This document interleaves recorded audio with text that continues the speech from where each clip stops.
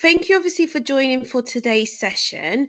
And as you can see, the main focus of what we're going to do today is looking at how we can create engaging and effective lesson plans that is promoting pupil progress in our subject itself.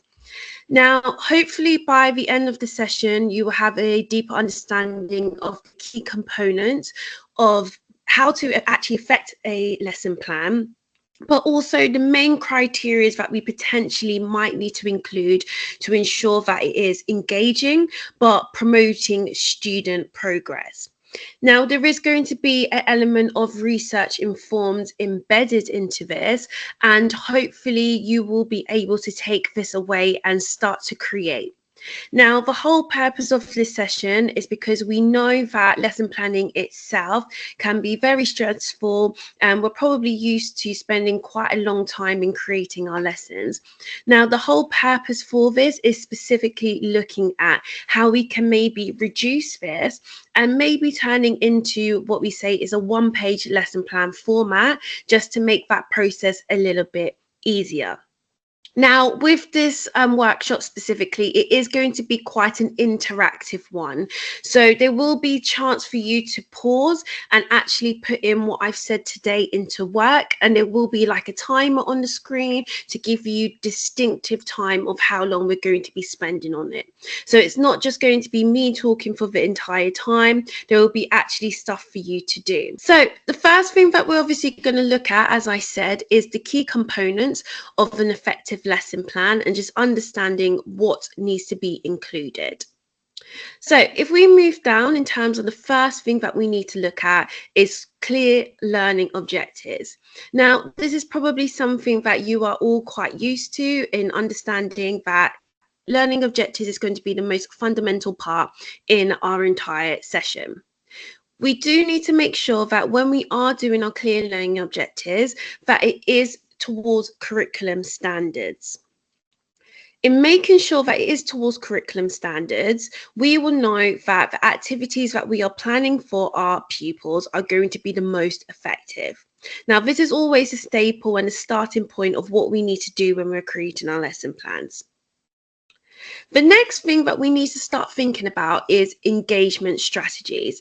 Now, how can we ensure that every pupil by the end of the lesson is fully engaged? Now, engagement will probably look something different compared to everybody, because we're not saying that every pupil acts in the same way.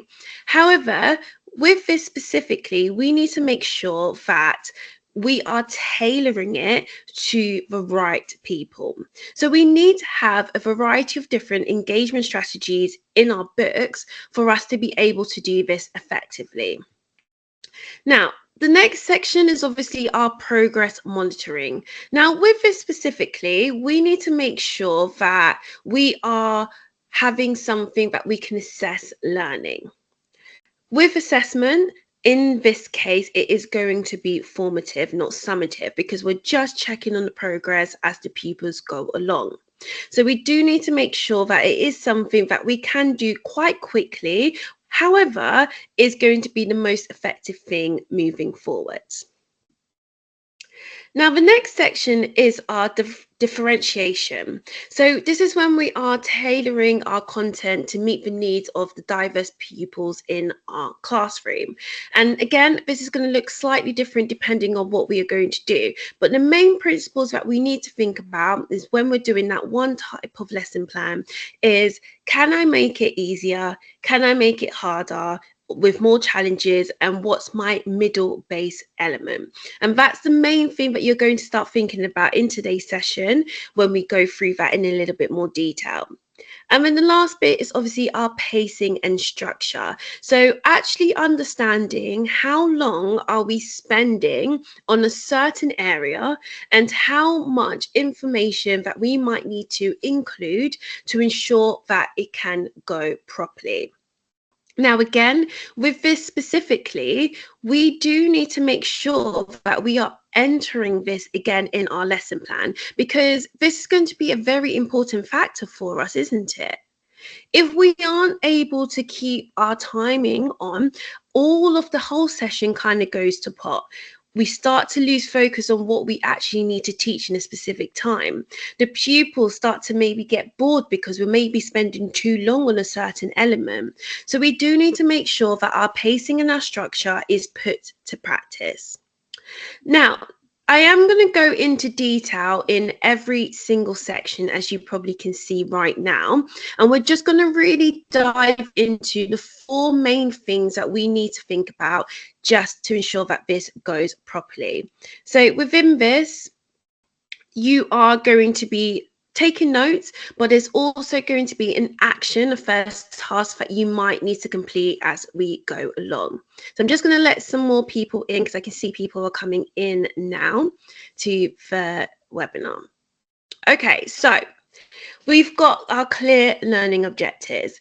Now, in order for our learning objectives to actually be clear, we first need to kind of scrap it back based on what do we actually want every single pupil to achieve by the end of that lesson. We can have a variety of different ways of creating our learning objectives, but what I would say is that it is a combination of both a cognitive and a physical objective.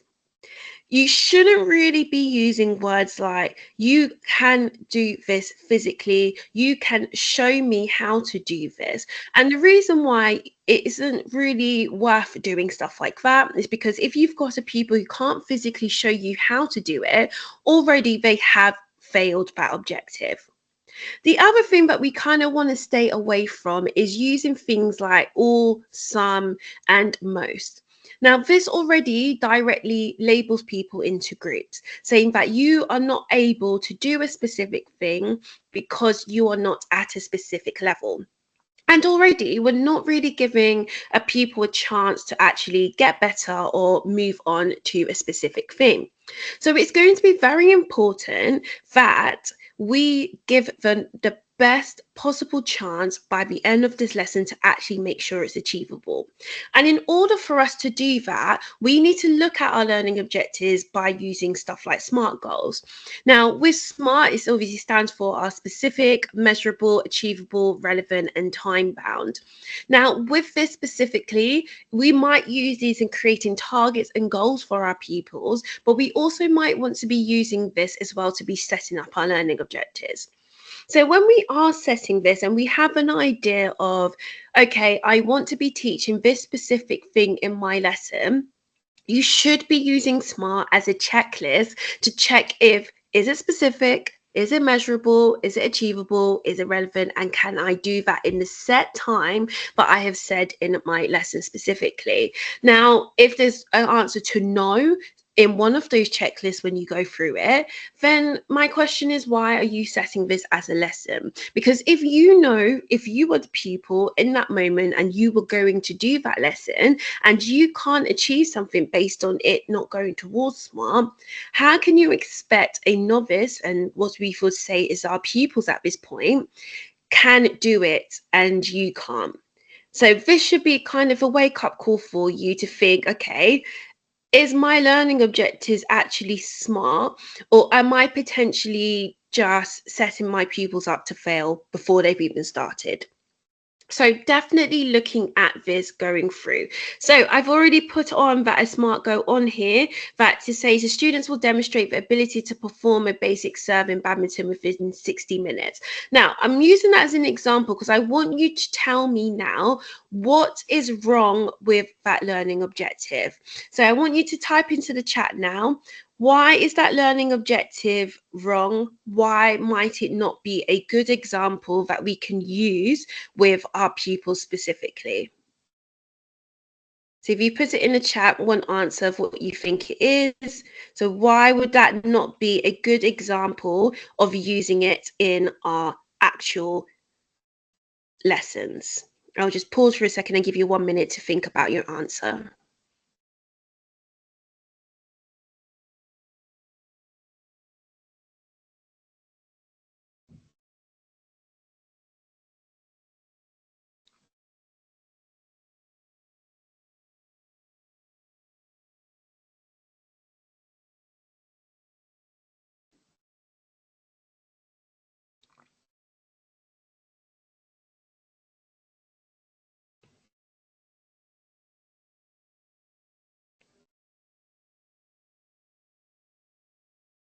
Okay, so I'm guessing nobody knows what's wrong with it because I haven't seen any information on the chat.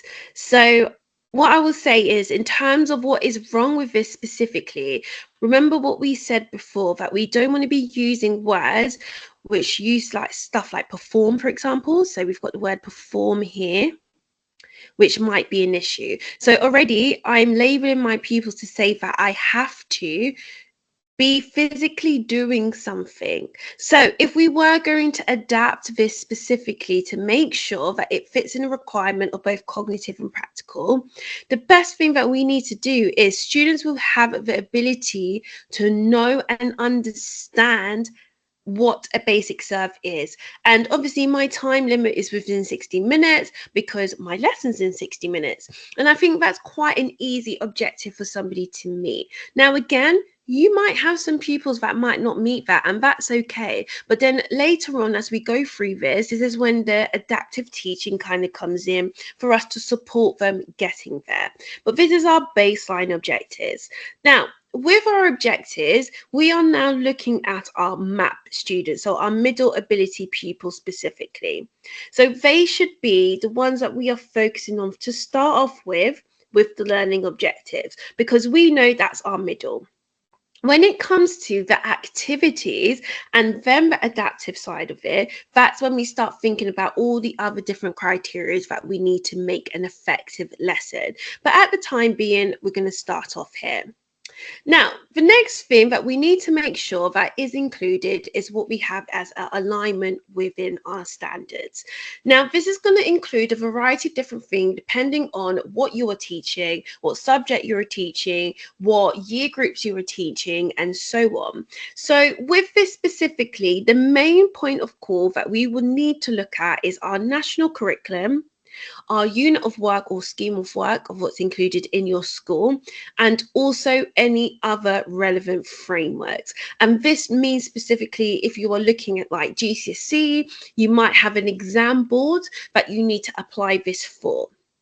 So we already know when it comes to national curriculums itself, sometimes they can be a little bit vague, but vague sometimes is a good thing for us because we get a little bit more creativity in terms of what we can actually lead and facilitate.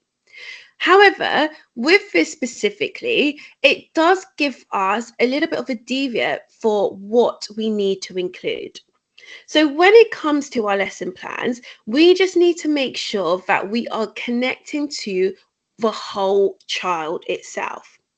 We need to make sure that we are developing them cognitively, we're developing them practically, holistically, emotionally, and actually helping them develop some type of critical understanding as well.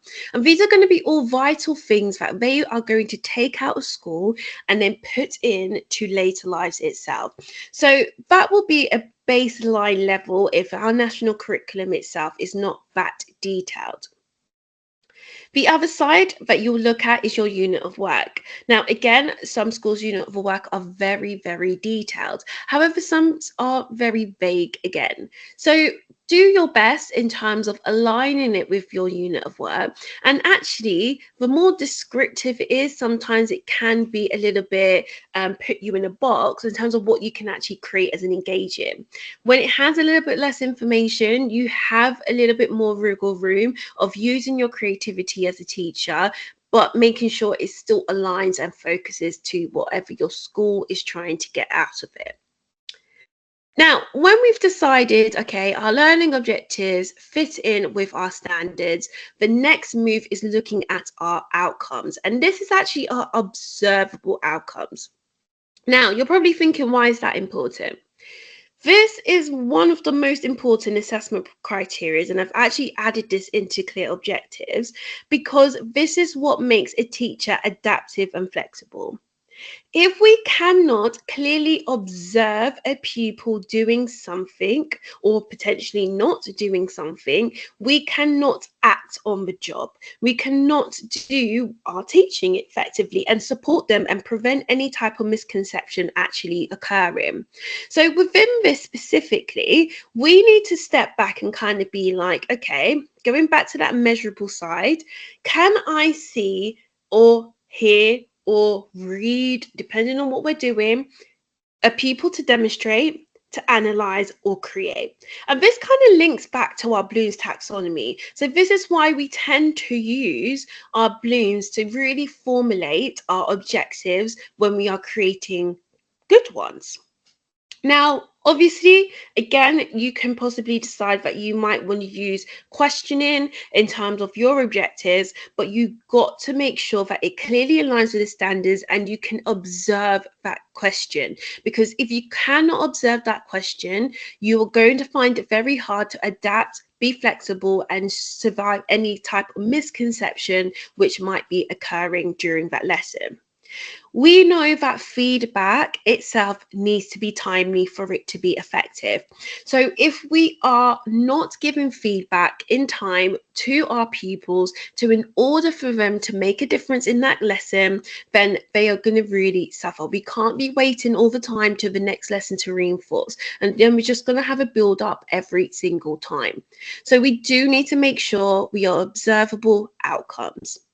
And then the final stage is looking at pacing and focus. Now, with this one, again, it's how long are we giving our pupils to be able to achieve these things? So if you're someone who is deciding to use three styles of learning objectives, within this specifically, you will need to ensure that you give yourself enough time for the pupils to be able to achieve those learning objectives in that lesson. And this is sometimes when some people decide to do two or one learning objectives because their learning objectives is quite detailed, or you know what's on there is quite a difficult skill or matter for you to accomplish during a certain time.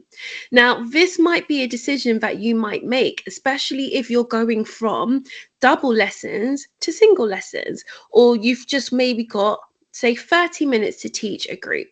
That's not a lot of time to do a lot of learning, and definitely a completely different environment if you're trying to do free learning objectives. And in fact, I would probably recommend not to do that because you're just overloading pupils.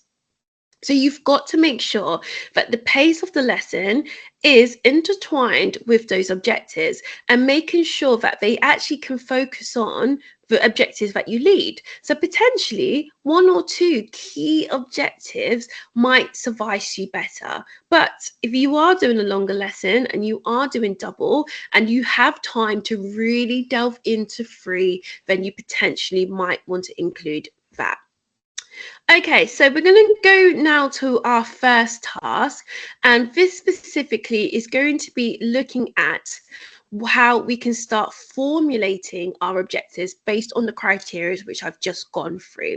Now, I'm actually going to give you 3 minutes to actually get that sorted, but what I want you to do is think of a lesson that you're potentially teaching next week, because obviously we're at the end of the week now, so we're thinking of a fresh week moving forwards. I want you to decide on only one lesson. You're going to create a maximum of 3 clear learning objectives. And again, using that knowledge of pacing and focus, if you've got a shorter lesson, then don't do 3, only do 1 or 2. And I want you to clearly make sure that it is smart, it's aligning with your curriculum standards, it's observable outcomes, and it has clear pacing and focus. Now, I am going to suggest, and obviously feel free if you do not want to do this, that you put in your learning objectives in the chat so I can give a little bit of feedback on what your learning objectives look like and if they potentially are meeting the standards of what we are going through today. So I'm going to put 3 minutes on the board. So once the time is done, we will start the next section.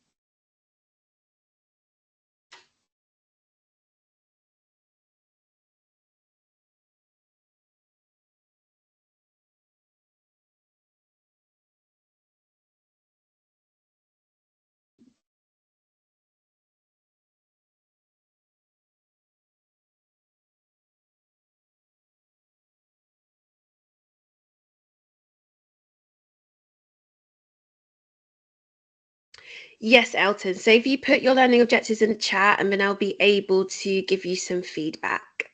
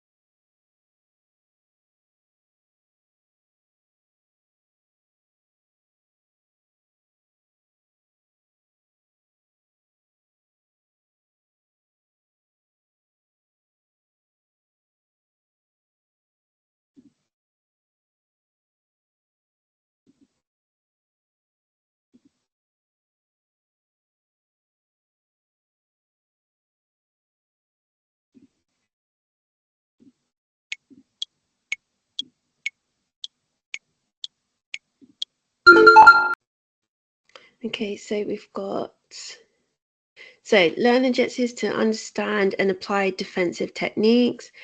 So defensive stance, hands up, and timing when reaching for the ball when playing basketball. Okay, so with this specifically, we wouldn't need to add like the descriptive section. So it says defensive stance, hands up, and timing when reaching for the ball. We can literally just write understand and apply defensive techniques when playing basketball. Nice and simple. The other things are descriptive. That's what you will start to add in terms of the activity itself. Because remember, the learning objectives as well need to be presented to the pupils to be able to understand in detail. Okay, next one. So students will know the key components of an effective football pass, including body positioning, foot placement, and follow through to understand. Okay, so there's two different ones, right? So to know, students will know the key components of an effective football pass, including body positioning, foot placement. And again, with this one, body positioning, foot placement, and follow through is your success criteria. So you wouldn't need to include that in the objective itself.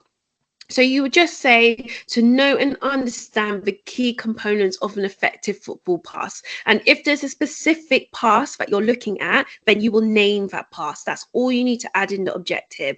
The other bit is actually your success criteria that you have personally on your own to ensure that you can meet the learning objective itself. Okay.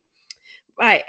Understand students will understand how different passing techniques, examples, short pass, long pass, through pass affect gameplay team. Students will understand how different passing techniques, again, end it there. So everything that's basically in your bracket is your success criteria. So you can have that on your side because you know that's what you're using to measure success, but you don't need to include it in there. But we know that the objective that you've created is measurable because it's quite specific. Okay, so I'm guessing that's it. So nobody else wanted to share their input. So what I'll do, we will move on to the next stage because we are out of the timer. Moving on to our next section, we've got our engagement strategies. Now, this is the key part of our learning objectives section after, okay? Because we need to make sure that whatever we said here is now connecting here in our engagement strategies. We do need to make sure that this section specifically is all about ensuring the pupils can stay within the lesson. And I'm not saying physically stay in there. I'm talking about actually cognitively have a presence in your lesson itself. If we don't have engagement strategies, we are going to find it very hard to teach them. And this is probably when the behavior management starts to take over our teaching and learning because pupils get bored. And if we've got bored pupils, unfortunately, their automatic response is let's mess around, let's not do it, let's ignore the teacher. That's just what students do, and that's the way that they kind of act in certain ways. So we've got to make sure that our engagement strategies here are the ones that we are focusing on the most in this plan. So first strategy of what you could possibly use is active learning. Now, with active learning, this is all about getting pupils involved and incorporating hands-on tasks. And it's kind of similar of what I'm getting you to do today. Instead of me just sitting here going through this workshop with you, I am actually getting you to do lifetime work. So we've got some type of active learning going on. Now, these could be hands-on tasks that you provide to the pupils, or they can actually be student-driven activities. And this can be potential stuff like group discussions, role plays, or interactive demonstrations. Now, with this, the whole purpose is for us to shift as the dictator and the pupils being passive learners. And we already know from research itself that when pupils are trying to take in knowledge for a longer purpose, passive listening is not the most effective way. Research has actually shown that active participation is what allows a pupil to stay focused in what is going on during a certain time. So we need to make sure that whatever we might be leading and facilitating in a lesson, there is chance for them to do something with that information.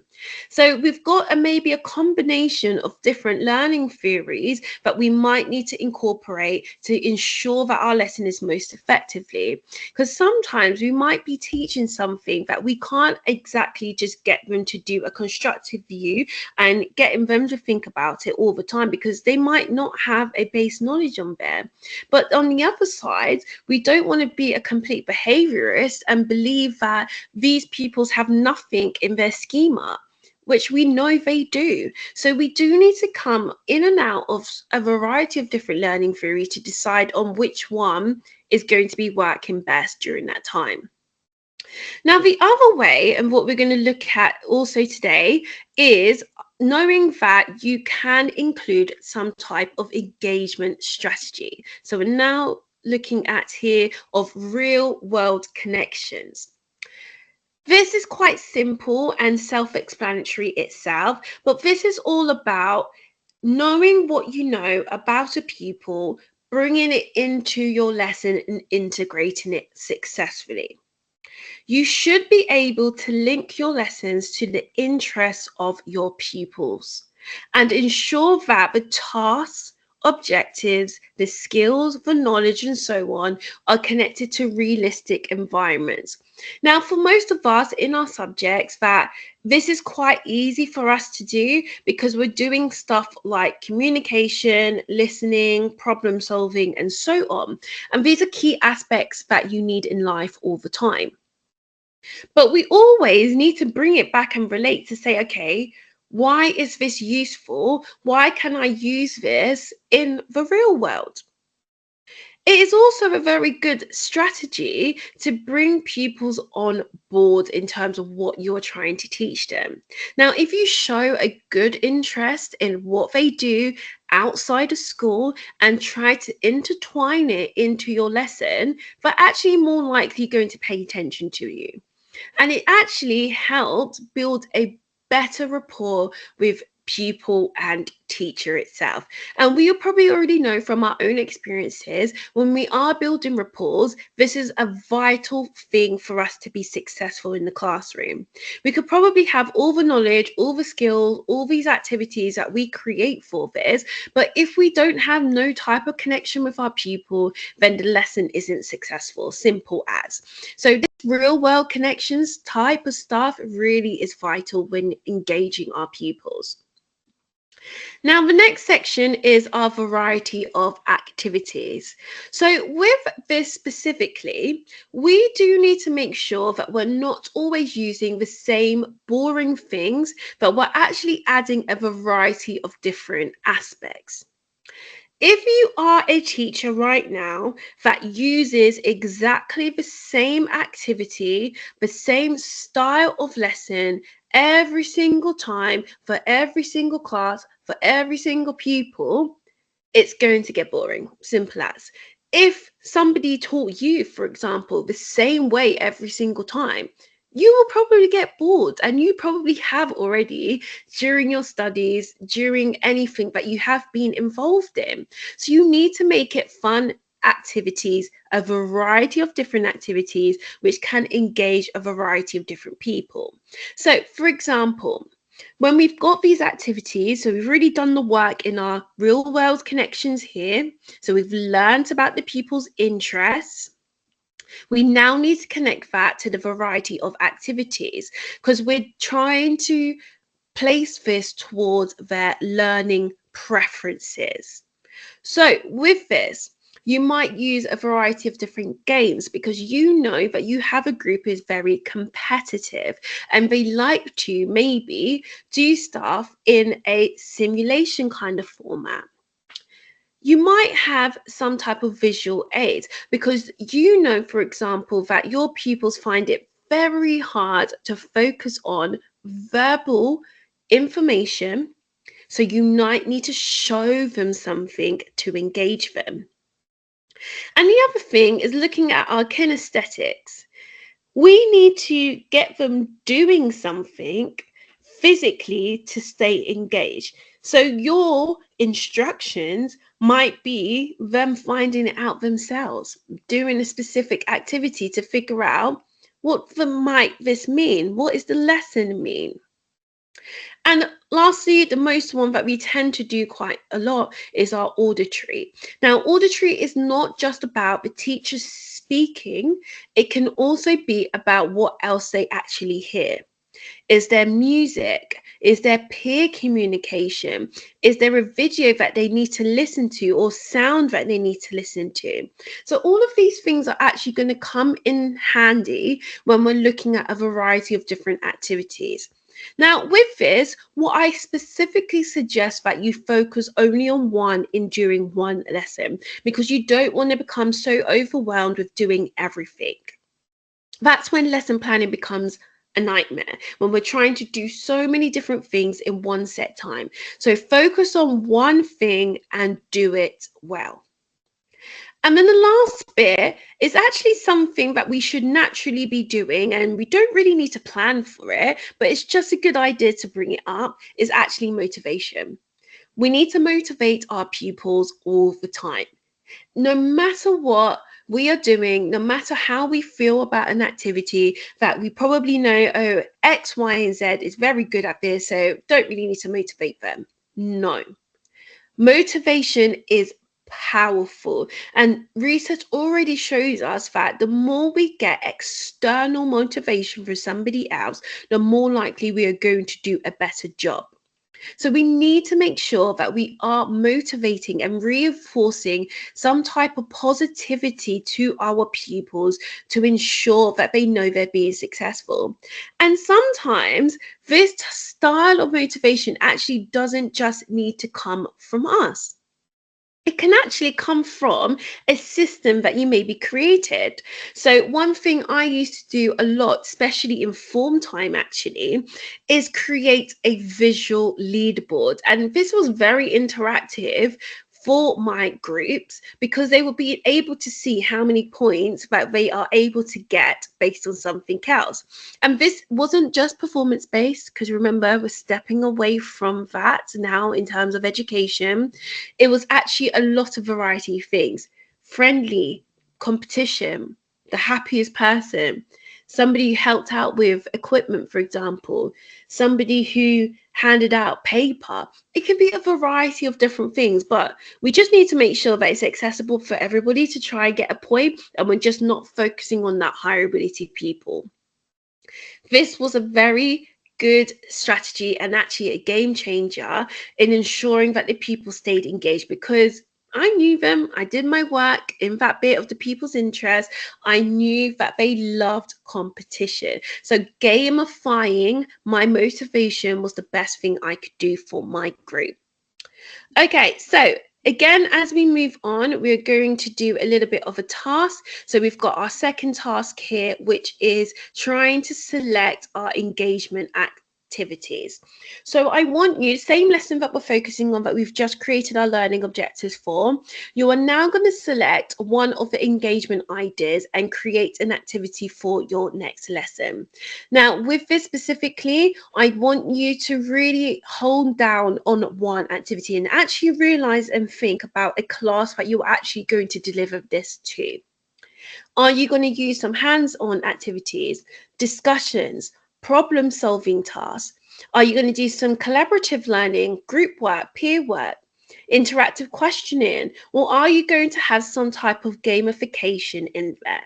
So again, I'm going to give you 3 minutes to start to decide on what engagement idea that you are going to include. But I also want you to start bullet pointing or thinking about how you would deliver this in your lesson. So again, time is going to be on there. So we've got 3 minutes going off from now.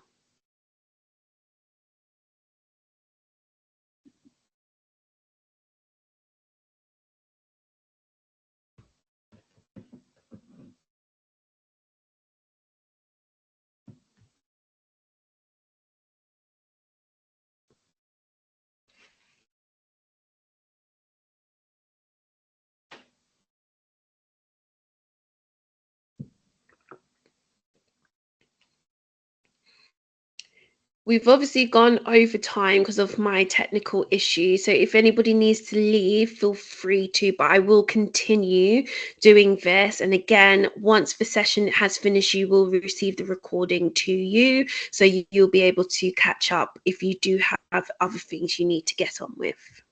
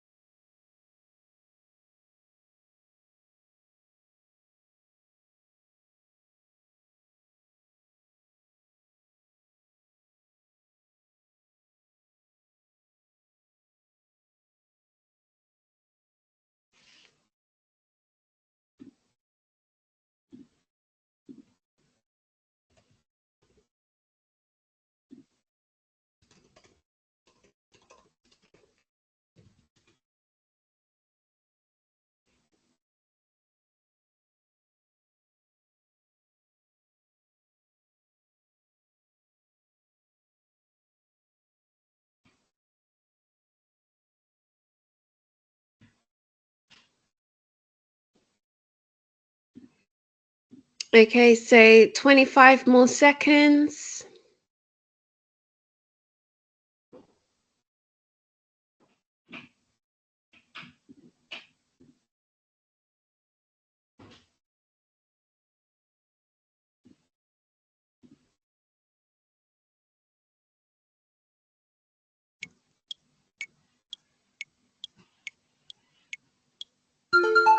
Okay, so we are going to stop there and then we're going to carry on. So I can just look in the chat to see if there's anybody who's written anything. So Elton, allowing them to come up with tactics in a defensive drill, phase of play that questions their choices, and when they choose the tactic. Excellent. Yeah, that's great. So that's definitely giving a little bit more student autonomy on there so they get to create something themselves instead of them. So start to think about what can we do to kind of step out of that box. Do you want them to maybe write this down? Are they going to potentially give this to other people, or is this something that they're only going to be using themselves? And what would the lesson really look like if we're going to introduce this, and when are we going to introduce this in the lesson? So backers, so we got pass master challenge, gamification. Students will improve their passing accuracy and decision making in football through a fun and competitive game-based activity. Great. So I really like the creative name as well for that. So again, really tell them that that's the game. Don't kind of say, okay, we're just going to play a game of football. Actually give them the game name, because they actually like stuff that are very creative in there. And just making sure to try and think about, if we're going to do gamification, how do they win points? Now, it shouldn't be the standard way of, okay, I've scored a goal and that's gamification. It should actually be focusing on other things that they are doing itself. All right, so we're going to move on now to our next step. So we've now covered, just to recap, our clear learning objectives. We've also looked at our engagement strategies, and now we're over at step 3, where we've got our progress monitoring and assessment. Now, with this section specifically, this is where we tend to get a little bit stuck when it comes to our lesson planning. When we think of assessment, our automatic response is always to, I am going to observe a pupil do a specific thing, and that's how I know they are going to do it. Now, this is not a very good standard to ensure that we can show pupil progress. Observing should be used to do flexible, quick adaptations to ensure the pupil can be supported in a certain way. And that goes back to when I said, added it actually to my learning objectives section, that we should have pacing and focus on observable outcomes. Okay, that goes right at the top. But when we're thinking of our actual progress monitoring assessment itself, it should be something like you can take away from something. So if I came to you and asked you, how do you know your pupils made progress and they have achieved their learning objective? I am hoping that you will be able to give me actual substantive evidence and to do that. And unfortunately, observations isn't something that you can give to somebody else to prove or to show that you are making progress.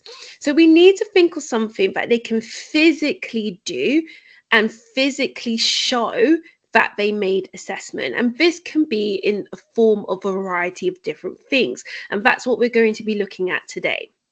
So we've got our formative assessment section, and these are usually our low stakes assessments.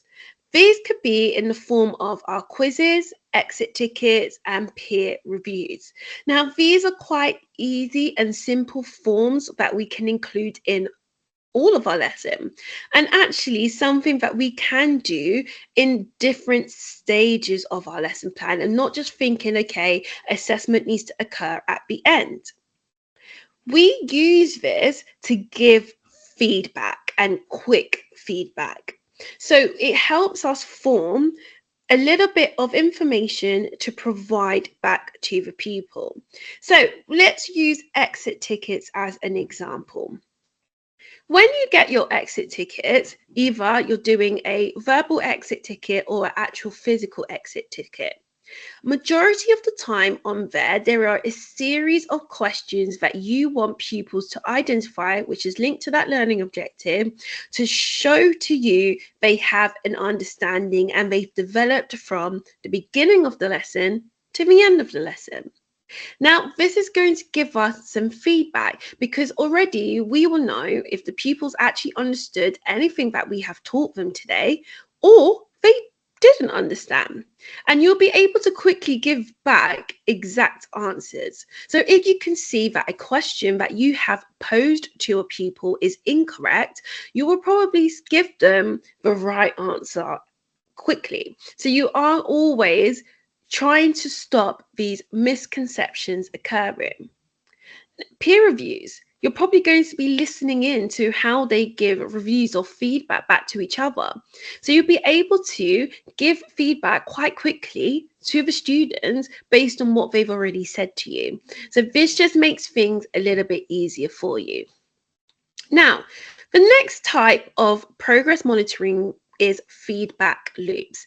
So these actually provide timely and specific feedback, which helps a pupil improve quite quickly. And this is actually now what our observations might include, but again, this is us doing something quite quickly. This is not a tangible thing for us to take away. It's just something that is saying, okay, in this moment, I just need you to do this.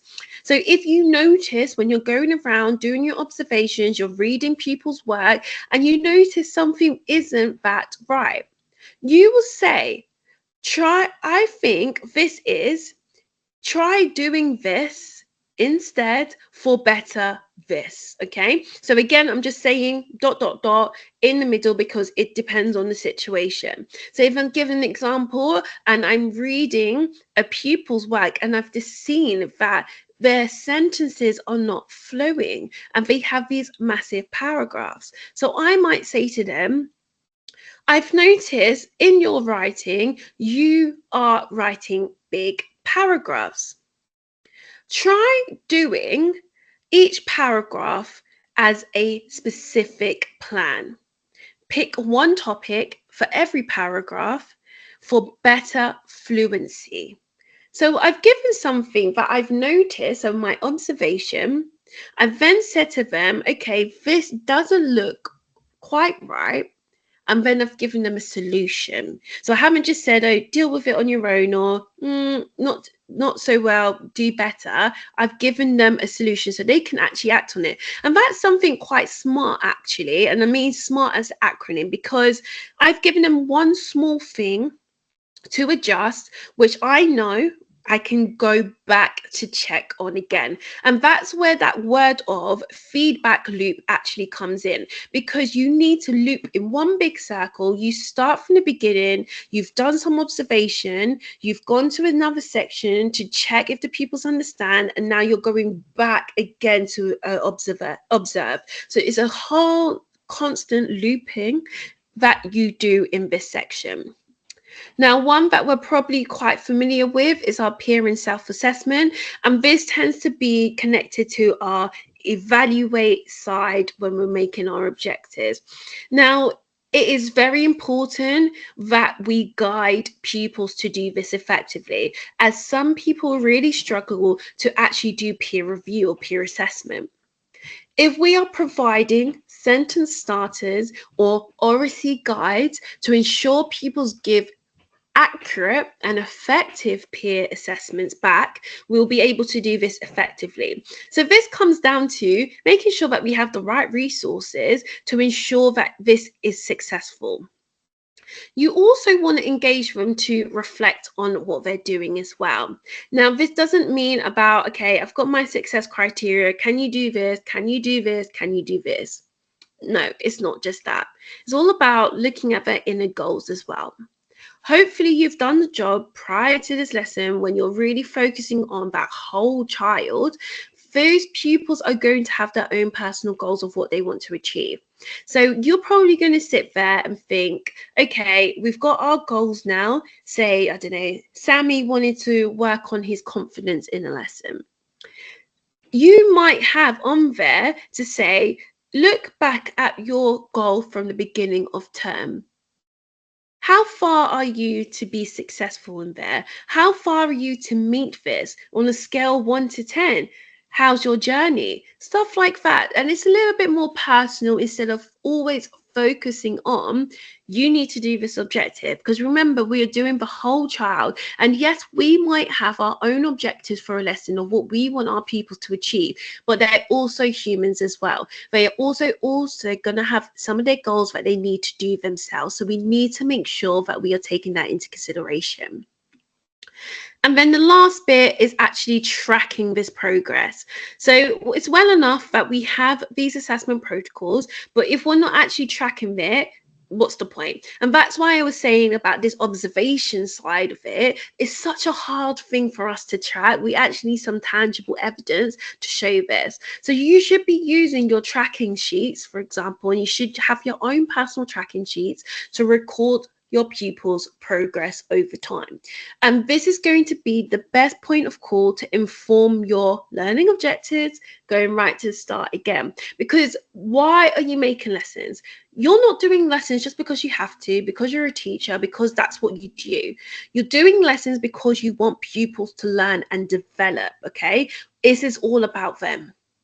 So we need to make sure that they are getting the most beneficial time during the lessons as possible. So we need to tailor it to where they are.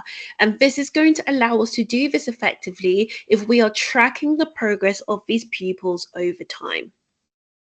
Now we've got our next section, and again, this is just going to be a little bit of a quick one. So we're going to select our assessment strategy of what we're going to use in that same lesson that we've been focusing on so far. Now, I want you to decide on what type of assessment are we going to use. Are we going to stick to that feedback loop, which potentially might be integrated and giving you timely constructive feedback based on the lesson that you're at? Or are we going to add some type of formative assessment? And again, these are only some type of formative assessments. I haven't gone through every one because if I do, we're probably going to be on this webinar for another, say, 2 hours because there is a lot. But what I would say is that you pick one that you know is going to allow your pupils to be achievable. If you know you work with a group that struggle with communicating or are quite a enclosed friendship and they don't really like giving feedback to other people, maybe using this as an assessment tool might not be the right way until you kind of build their confidence in order to do that. Potentially, self-reflections or quizzes might suit them better. So just ensure that you are tailoring the assessment protocol that you pick to the right people. So I'm going to, again, this time I'm going to give you 2 minutes to do this because it shouldn't take you that long because I'm not going to get you to actually design it right now. But I just want you to think about what assessment protocol you are going to be using and then why this is the best one for your pupils to be able to achieve. Okay, so you're just going to put that on now so the timer has started.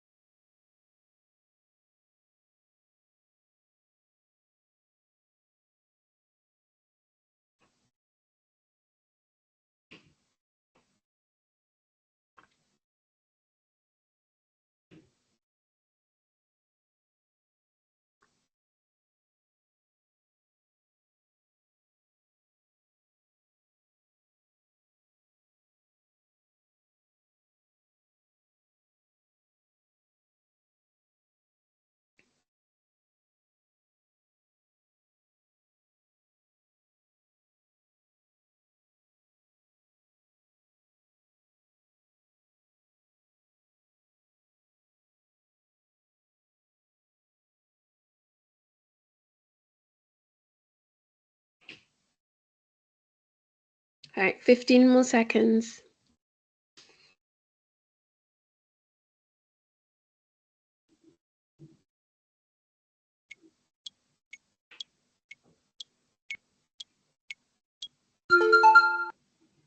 Okay, right. So we're going to move on now to our next section. So we've just finishing our progress monitoring. Now we've got 2 more stages to go, so not too long left, but This is one of the most vital sections when it comes to our lesson planning, and sometimes a lot of people tend to put this on a back burner. Now, we can't, unfortunately, because we need to make sure that we are adhering to every single pupil in the room. So, our differentiation should ensure that we are having tiered activities.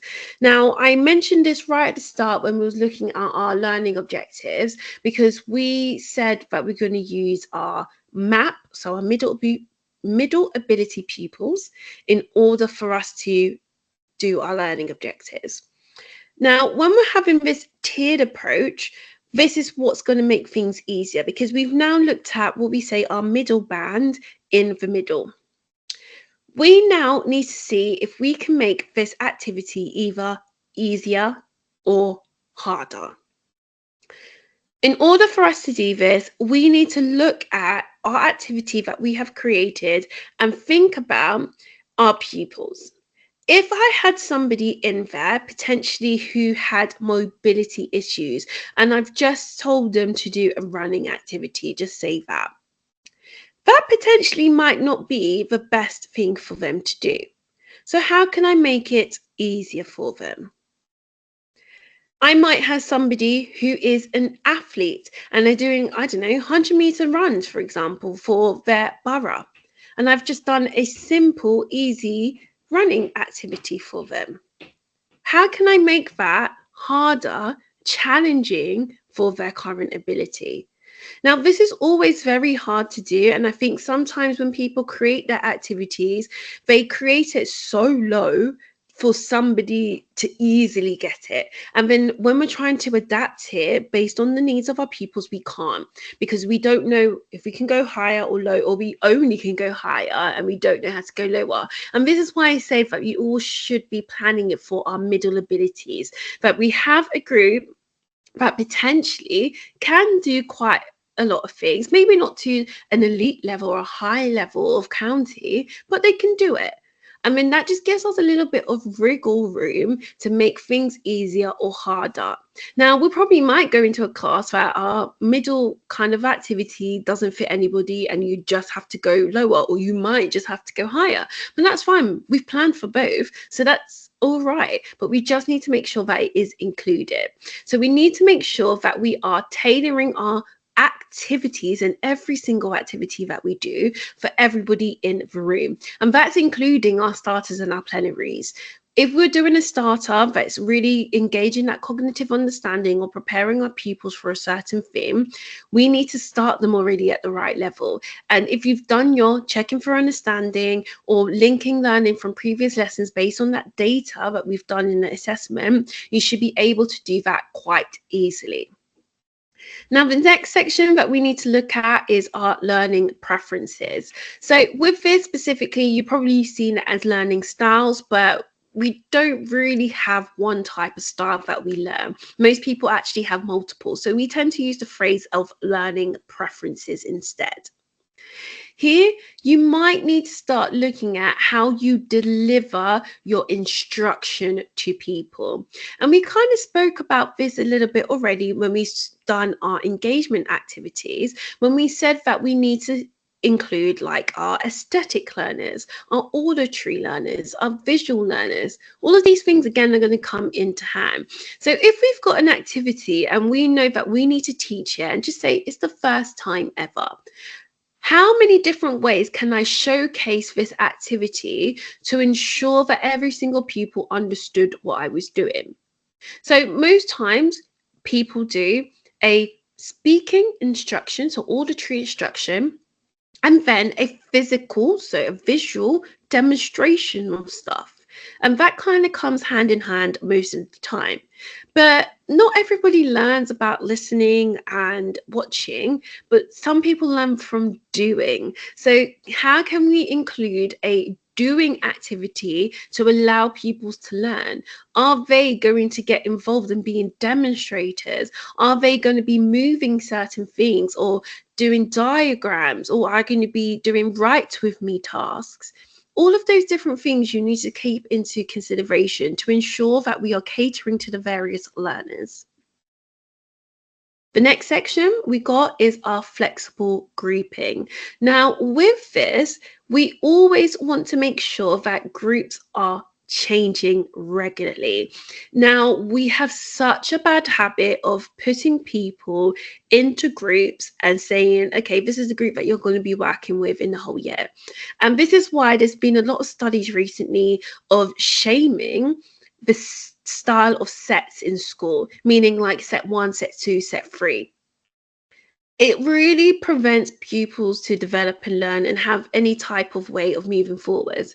And you probably yourselves, when you speak to pupils who've been put in what we say bottom set, they feel a little bit defeated. And most of the time they're kind of like, okay, what's the point? I'm not doing this. I'm only in bottom set. And they kind of have that attitude and that stigma put on them. They start believing it, and it's not a very nice thing to think about.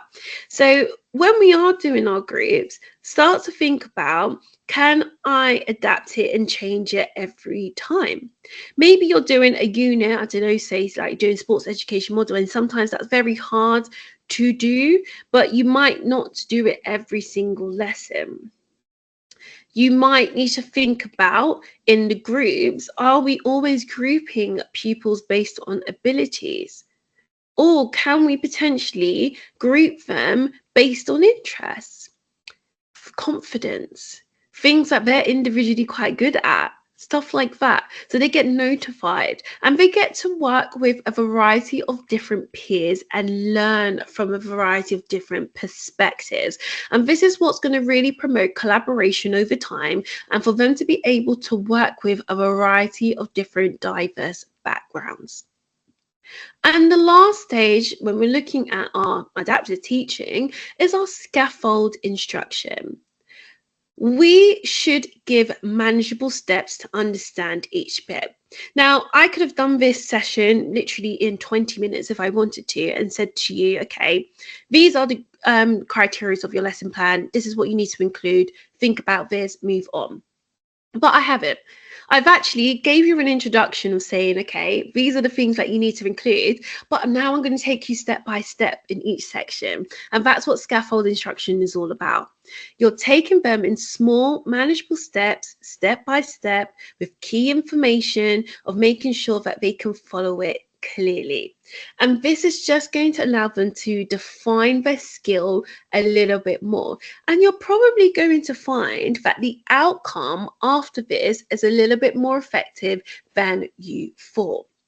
Now, you need to plan this very, very well, because sometimes we think our steps are substantial and good enough. We might have a step that we get to and think about, actually, this was still very hard for them to achieve. Can we scrape this back a little bit more?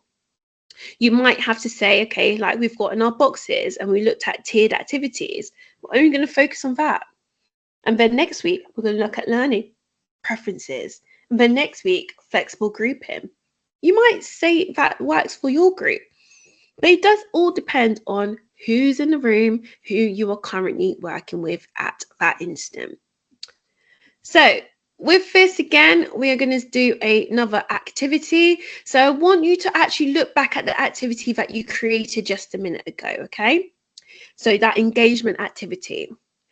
How can you adapt this for your people? So we're looking at our HAPs, our LAPs, and a map specifically. We're not looking at EAL and SEND, PP, G&T at the moment. We're only going to be looking at these 3 categories because that is another diverse environment that we need to kind of delve a little bit more in detail with in another scenario. But we're looking at these broad categories now. So how can I make this easier? And I keep it the same because we've already done that work, but how can I also make it harder?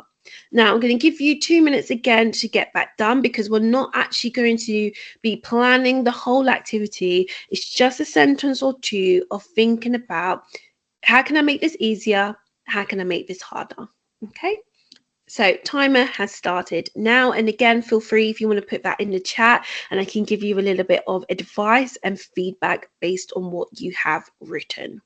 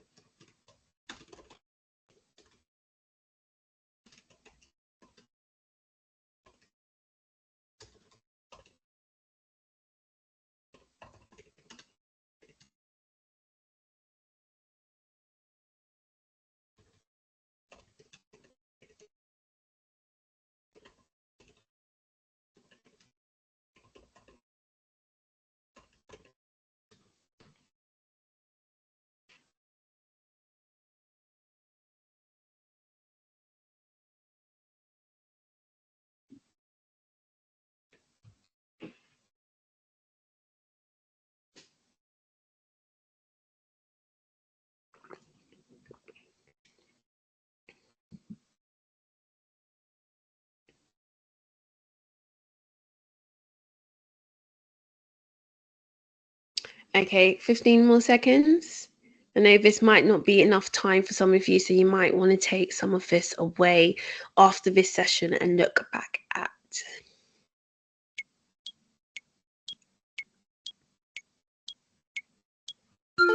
Amazing. So we've just finished on there.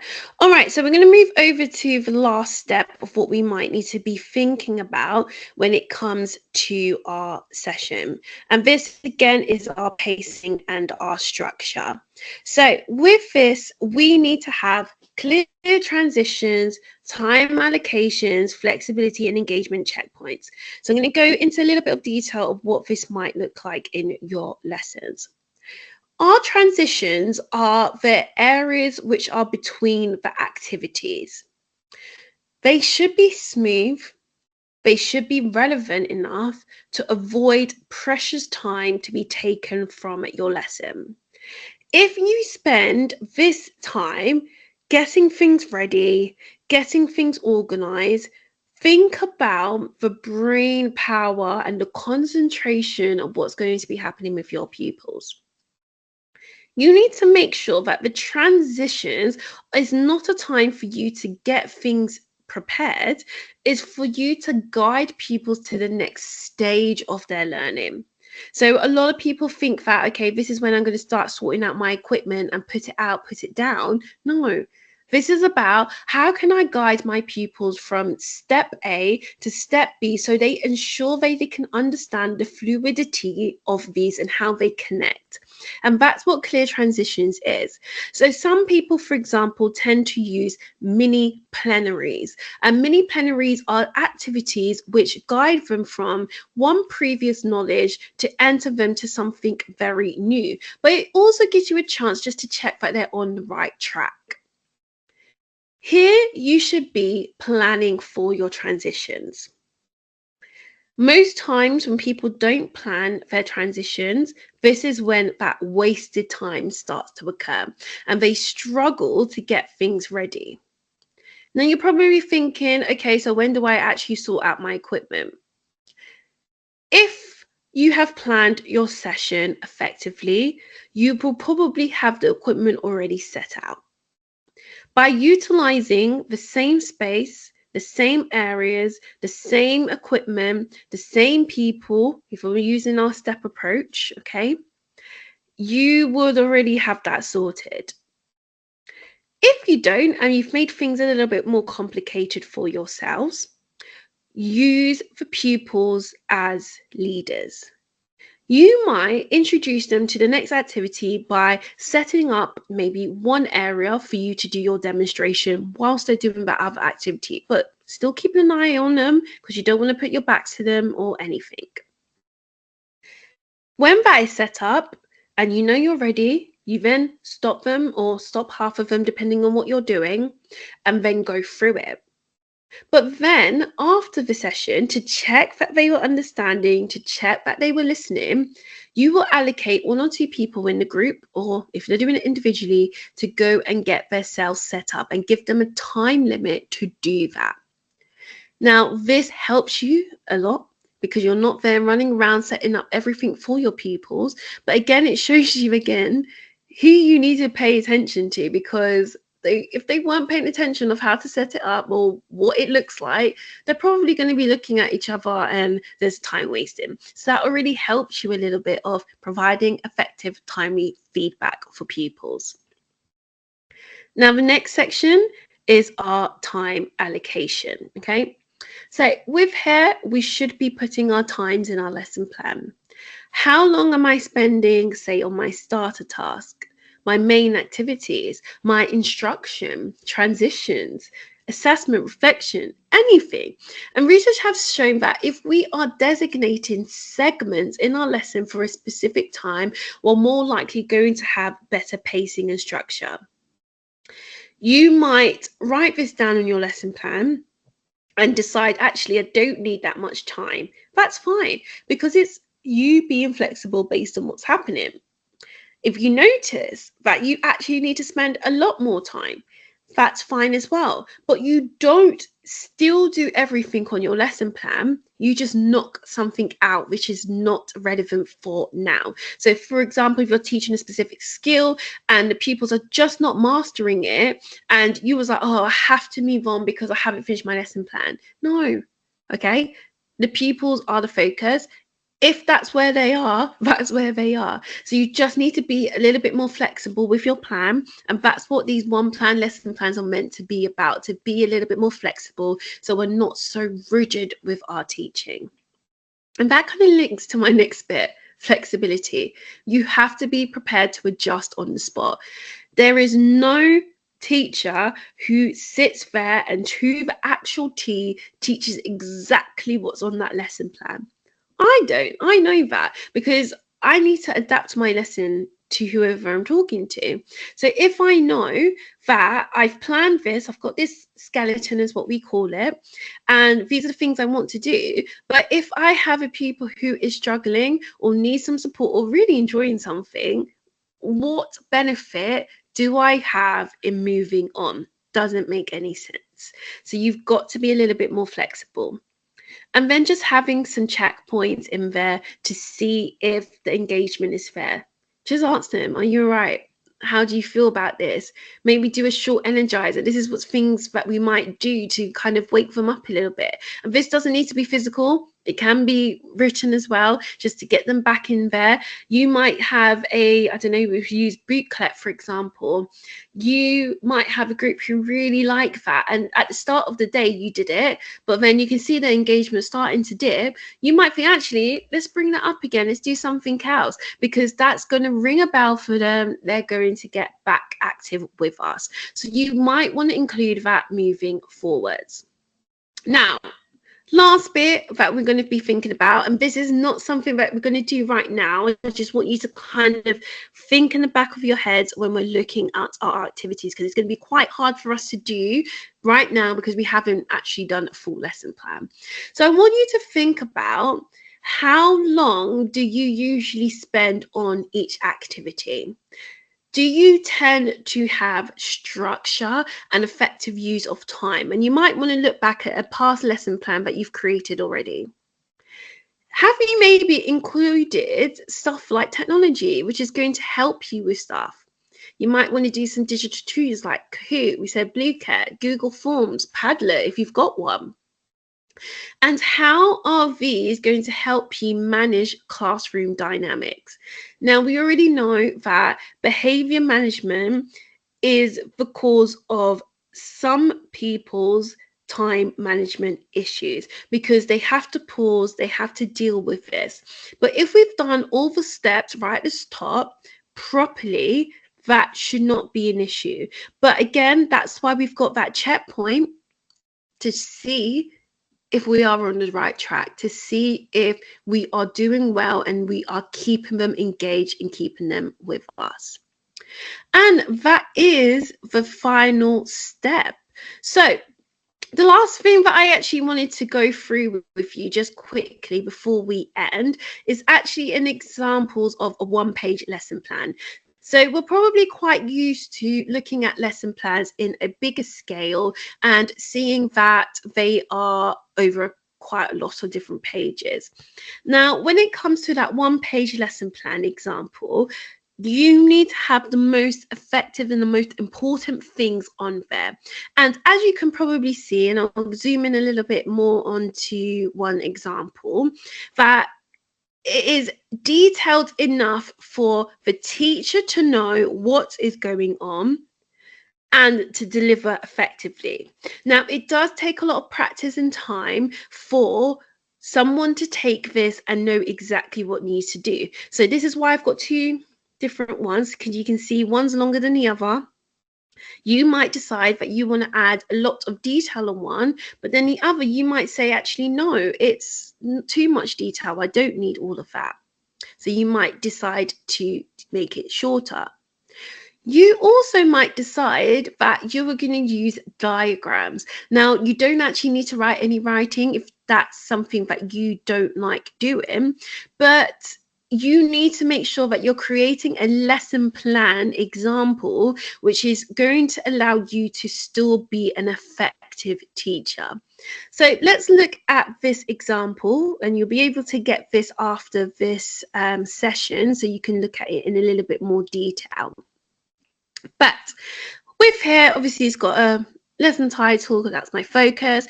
We've got key areas such as the group, how long my session is, the equipment that I need, HAP, LAP, SEND, EAL, and these are actually just the initials of the pupils itself. So you don't need to write out all their names, just write the initials as long as you know what they are.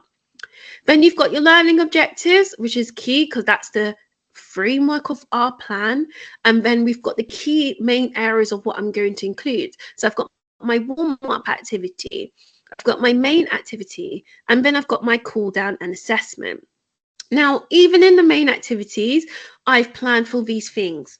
I've said what my main activity is, and I've just said I'm teaching proper shooting form. I know the ins and outs and the details of teaching proper form, and I know the breakdown of how I would do it. I've written some keywords here, and this is when I said the keywords will come into those success criteria. But I want to plan for my engagement and my adaptive teaching itself. So what am I going to be starting to think about here? So I will do that for every activity. And if you can see, even though my main activity is lasting 35 minutes, in my individual ones, I still given a specific time of what I would like them to do. And then I've got a cool down and saying what I'm going to do, my assessment protocol, and also a reflection. Now, reflection you still should be including in your lesson plan. Now, this is not something you will complete before the lesson because it's all about reflecting after. And it might be a few questions or a few points of what you would like to think about at the end. So the key features of this one plan lesson plan that you need to start thinking about. It needs to be clear, concise objectives linked to practical skills or even cognitive skills. So in this instance, I'm being very practical based, so I'm looking at that specifically. You need to have a structured warm-up, main activity, cool down, and a balanced lesson flow. So each activity really goes into each other, all right? So I've learned a basic skill, I've then learned another skill, and then I've brought them both together in a competitive environment. And that's also linking to my national curriculum of understanding how I can bring things to a competitive stage. How am I basing this to the abilities of my students? How am I testing them in assessments? And am I reflecting them at the end?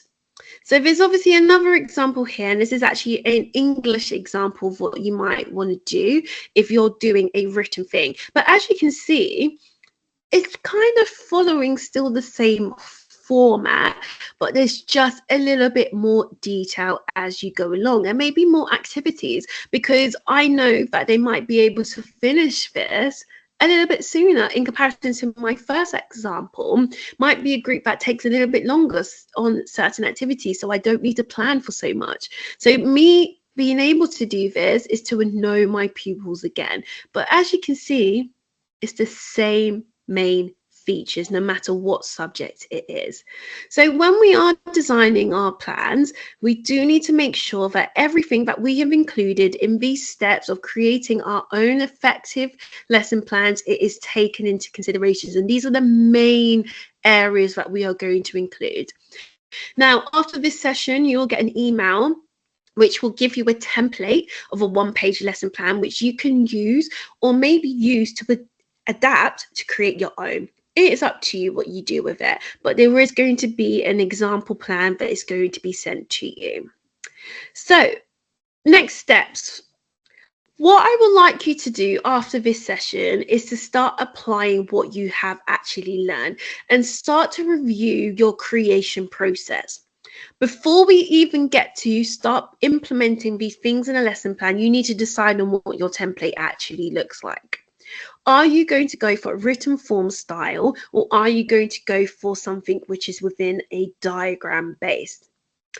I want you to rewatch this video when it gets sent out to you again with all the details, and I want you to have a go at creating your lesson plans. You're very welcome to share with me and show me what this possibly looks like so I can give you a little bit of feedback. But I want you to try and start defining a key template which is going to help you craft your lessons moving forward. And what are you going to use to make things easy for you as a teacher, but also give you the most engaging and effective lesson for your pupils?